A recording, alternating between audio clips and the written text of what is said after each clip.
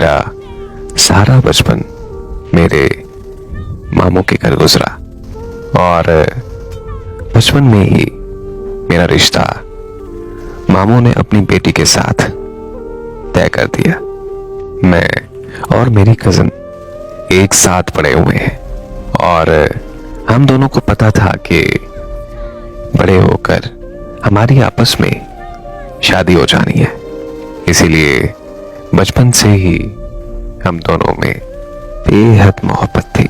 जब मैं 13 साल का हुआ तो मेरे मामू और अब्बू की आपस में लड़ाई हो गई, जिसकी वजह से मेरे अब्बू मुझे मामू के घर से वापस ले आए। उस दिन के बाद मैंने अपनी कज़न को दोबारा कभी भी नहीं देखा। मेरा वक्त बहुत तेजी से गुजरा और पिछले साल मेरी 22वीं सालगिरह थी। मेरी सालगिरह के मौके पर मुझे फेसबुक पर एक लड़की का मैसेज आया। मैंने जब उससे बात की तो मुझे पता चला कि ये तो मेरी वही कज़न है जिससे मैं बेहद मोहब्बत करता हूँ, जिससे बचपन में मेरा रिश्ता तय हुआ था। उसने मुझे कहा कि वो बचपन से ही मुझे अपना शौहर मानती है। उसकी ये बात सुनकर मुझे बहुत अच्छा लगा। एक दूसरे से बातें करने लगे। हम दोनों घर वालों से छुपकर एक दूसरे से मिलने भी लगे थे।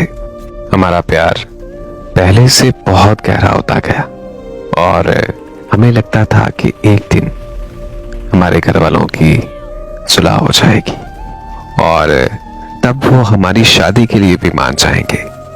एक हफ्ता पहले हम दोनों एक रेस्टोरेंट में बैठे थे कि अचानक वहां मेरे मामू ने हम दोनों को एक साथ देख लिया। मेरे मामू मेरे पास आए और उन्होंने मुझे एक जोरदार थप्पड़ रसीद कर मारा। उसके बाद वो अपनी बेटी को लेकर चले गए। घर पहुंचते ही मामू ने उससे मोबाइल ले लिया और उसका घर से बाहर निकलना बिल्कुल बंद कर दिया। मैंने अपने अब्बू की बहुत ज्यादा मिन्नतें की कि वो मेरे मामू से सुलह कर ले, लेकिन मेरे अब्बू ने साफ साफ इनकार कर दिया और कहा कि वो मेरी शादी वहां किसी सूरत नहीं करेंगे। इसके 2 दिनों बाद मुझे पता चला कि उसका रिश्ता पक्का हो गया है और ठीक 1 महीने बाद उसकी शादी भी होने जा रही है। ये बात सुनकर मैं पागल सा हो गया और मामू के घर चला गया और मैंने अपने मामू के घर जाकर अपने मामू की बहुत ज्यादा मिन्नतें की कि वो हम दोनों को जुदा मत करें, लेकिन मेरे मामू ने मेरी एक नहीं सुनी और मुझे घर से निकाल दिया। अब मुझे मेरी उस कज़न का खत मिला है जिसमें लिखा था कि प्लीज मुझे यहां से आकर ले जाओ। मैंने अपनी जिंदगी में सिर्फ तुम्हें अपना शौहर माना है। अगर मेरी शादी किसी और से हो गई तो मैं अपनी जान दे दूंगी। मेरा दिमाग बिल्कुल सुन हो चुका है। मेरा दिमाग सोचने समझने की सलाहियत खो चुका है। अब मुझे कुछ समझ नहीं आ रहा कि मैं क्या करूं।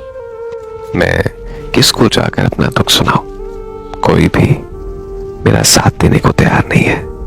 अब तो मुझे सिर्फ 2 ही रास्ते नजर आते हैं कि या तो मैं उसे लेकर भाग जाऊं या फिर मैं भी अपनी जान दे दूं। प्लीज आप सबसे मेरी दरखास्त है कि मेरे लिए दुआ करना कि मेरी जिंदगी में कोई मौजज़ा हो जाए और हम दोनों एक हो जाएं।